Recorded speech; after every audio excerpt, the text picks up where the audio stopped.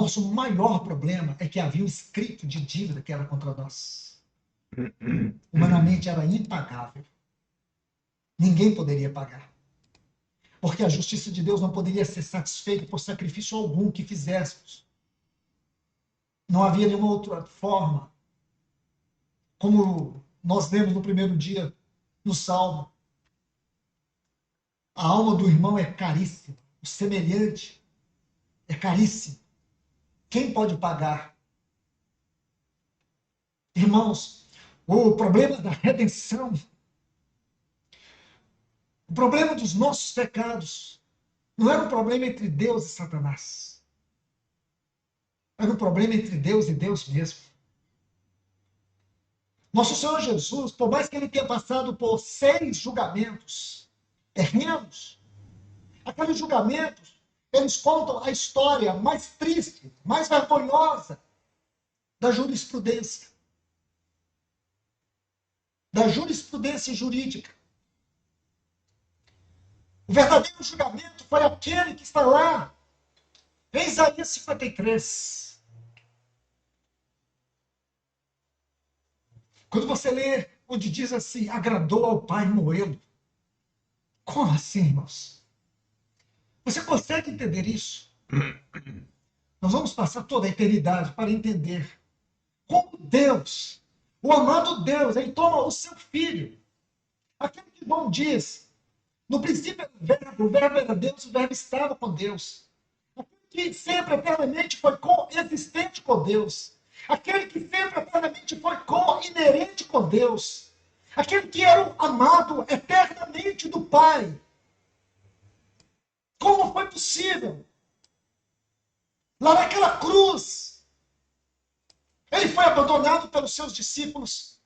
Ele veio para os que eram seus e os seus não o receberam. Todos os seus discípulos fugiram. Judas o vendeu, o traiu, Pedro o negou. Ele suportou tudo isso. Mas ele não suportou ser abandonado pelo Pai.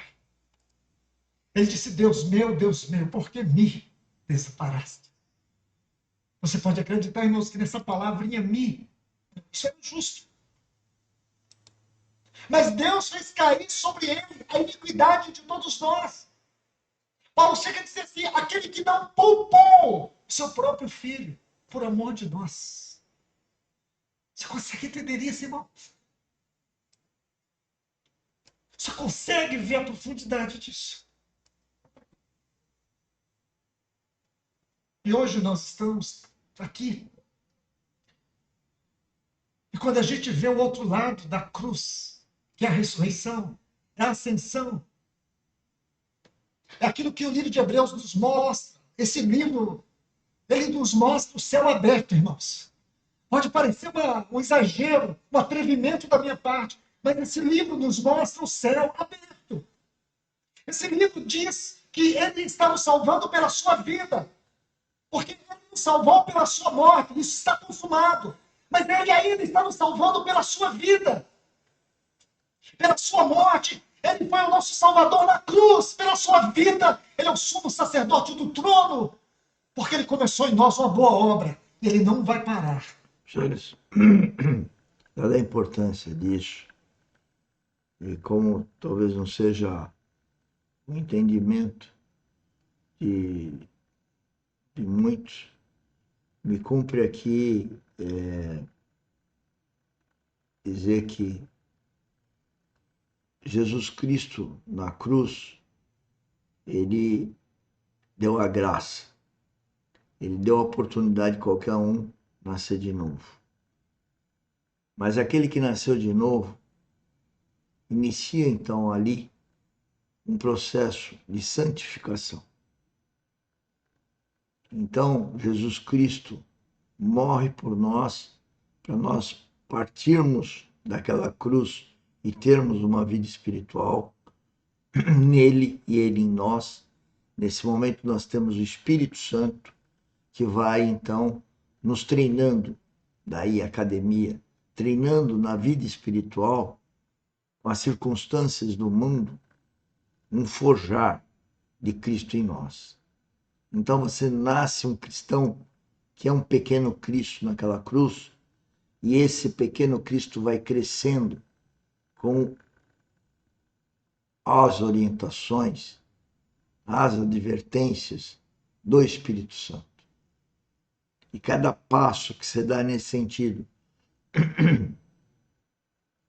de se santificar, de limpar, você está dando glória a Deus, está edificando, está proporcionando a edificação de Cristo em você, está ascendendo na carreira espiritual, de acordo com a vontade de Deus.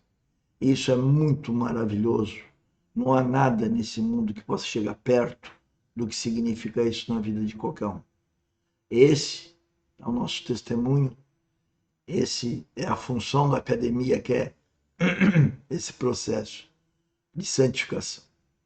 Tem muitas pessoas muito próximas que não conseguem nos ouvir para ver a grandiosidade desse projeto. Por isso que eu falo que o projeto é pioneiro, é único e inusitado. Mas poucos vão ouvir. Assim como poucos ouviram Jesus Cristo até os dias de hoje. E poucos que ouviram a Paulo e tantos outros homens de Deus. Vamos continuar a nossa pregação da vida em Cristo. Não há ninguém, não há nada que possa nos arrebatar das suas mãos. E será que nós não temos motivos para nos alegrar? Será que o meu problema, a minha dor, a minha decepção, a minha doença, o meu diagnóstico, o meu casamento, todas as tristezas que vêm sobre a minha alma, elas são suficientes para roubar de mim a alegria e o meu prazer? Não é o meu prazer nele. Não é o prazer que eu tenho nele. Mas é muito mais do que isso. É ter ele como meu prazer. Não é simplesmente aquele que habita no esconderijo do Altíssimo, a sombra do Onipotente descansa. Mas é saber que o meu verdadeiro prazer é ele, a minha verdadeira alegria é ele. Ele é a alegria. Ele foi aquele que foi ungido com óleo de alegria. A alegria de Paulo naquela prisão, naquele corredor da morte, era uma pessoa, ele não tinha como ser outra coisa. Ele estava acorrentado a uma parede e tinha um soldado do lado dele com uma lança. Ele não tinha como fugir. E você lembra como ele termina a carta aos Filipenses? Ele termina aquela carta saudando com alegria. Com alegria. Existe algo nesta carta. Eu gostaria que você viesse comigo aqui no capítulo 1.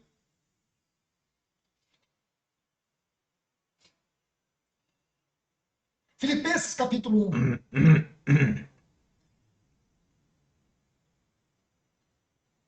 Ele diz, porque, segundo a minha expectativa, capítulo 1, versículo 20, segundo a minha expectativa e esperança de que nada serei envergonhado, antes, com toda ousadia, como sempre assim, agora, Cristo será engrandecido no meu corpo.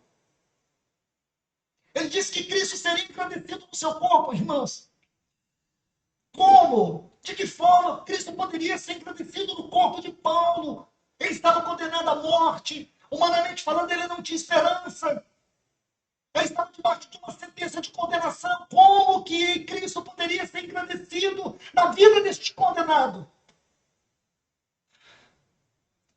Você vem para o capítulo 4. Aí você vê aqui, versículo 21 e 22. Ele diz, saudai a cada um dos santos em Cristo Jesus. Os irmãos que estão comigo vos saúdam. Havia muitos ali com ele, preso. Agora, olha o que ele diz. Todos os santos vos saúdam, especialmente os da casa de César. Só havia um César naquele tempo. Irmãos, não é de espantar, não é de assombrar. César manteve Paulo naquela prisão acorrentado para que ele não pregasse o evangelho. Ora, quantos servos na casa de César, no palácio de César, foram salvos pelo testemunho da vida, pelo poder do evangelho que emanava da vida deste homem.